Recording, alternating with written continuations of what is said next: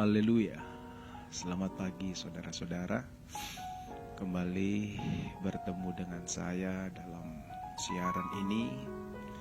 Tentunya doa saya dimanapun kita berada, kita ada dalam keadaan yang diberkati Tuhan.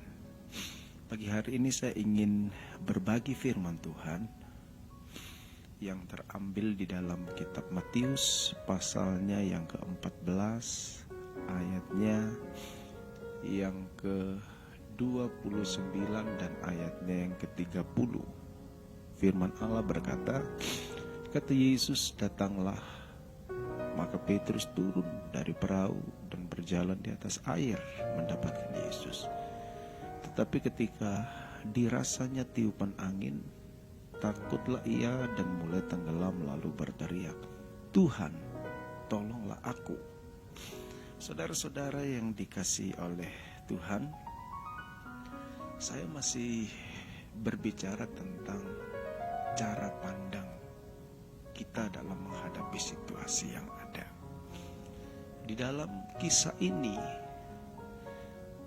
Petrus memiliki sebuah pengalaman yang hebat, yang tidak bisa dilakukan oleh orang lain atau murid-murid yang lain, saudara-saudara.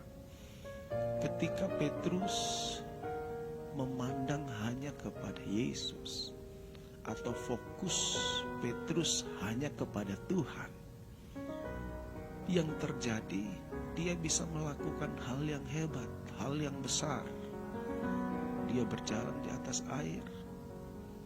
Sama dengan kita, saudara-saudara. Ketika kita mengarahkan fokus hidup kita atau cara pandang kita hanya kepada Tuhan, dalam situasi yang seperti ini kita tetap mampu melakukan hal-hal yang besar, saudara-saudara.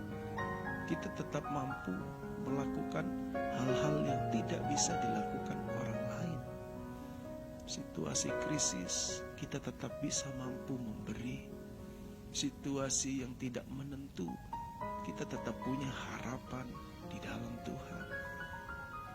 Dan inilah keuntungan ketika kita memiliki cara pandang yang benar, yaitu memfokuskan segala sesuatu hanya kepada Tuhan.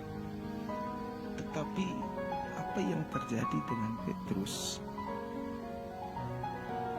ketika pandangan Petrus berubah?